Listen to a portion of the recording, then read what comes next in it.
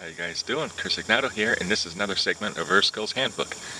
So, have you ever had wintergreen bubblegum, or perhaps teaberry tea, or even rubbed some pain-relieving gel on your body and realized it smelled the same as that bubblegum? That's because it all comes from a plant called wintergreen. It's also got some other names. And then I'm going to follow it up with another plant called reindeer lichen because it's just awesome and it's growing right beside it. So come along guys, and hope you enjoy.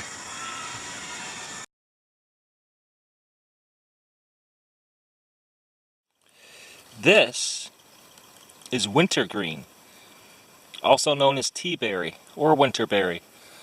This plant is basically an evergreen. It grows throughout the winter, all year long, and it makes an amazing tea.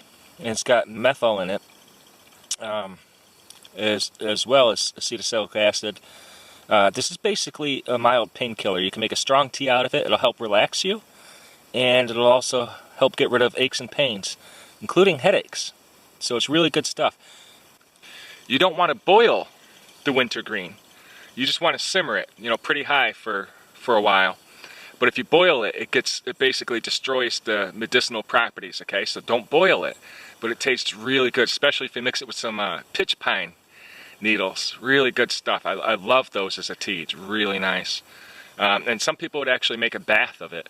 They'd steep a ton of them, put them in their bathtub. If you do too much, it'll calm your heart so much that you'll die if you make it too strong. So be wary of that. Yet it's unlikely that you would put so much, that much in a bathtub. So I'm going to harvest some, and I like to dry it. I like to keep some on hand. Really nice. And I'll chew on the leaves and stuff because they taste just like wintergreen bubblegum. And so do the berries. Berries are really nice, but there's no berries right now. There will be in a while. Now, another thing I wanted to mention, this reindeer lichen just sits on top of the ground. I mean, you can just pick it right up. It doesn't really anchor in that strongly. And today it's warm and dry, so it's real brittle and crispy. But as I said, when it gets moist out, when it's in the morning, when it's damp, or after rain or anything like that, this stuff is so spongy and soft. Remember how I was telling you that this reindeer lichen can be very old? That also means it can absorb a lot of toxins. If 1,000 years ago there was a patch of oil here, and this thing is 1,000 years old, it can be in it. Yeah, it's unlikely though. It's usually just a few decades to a few hundred years old. But whatever pollution was in the vicinity while this was growing will be absorbed into the plant. So this is a long-term accumulation of toxins hazard. That is a potential. Love this stuff though, so cool. But it's unlikely you would eat this unless you're in a survival situation. And as I said, you want to leach it for a long time. A couple of days would be nice, in some running water to get rid of those acids and stuff in it because your stomach can't handle it otherwise. But really high in carbs. Reindeer lichen. Really cool, huh?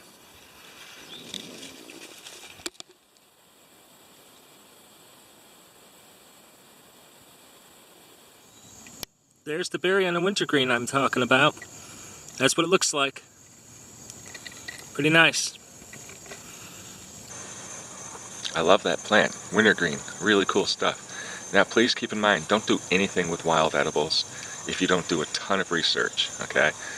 Have an adult with you if you're not an adult, and please research a lot. I won't be held liable for anything that goes wrong because I'm not telling you to eat wild plants. I'm just telling you that wild plants are neat.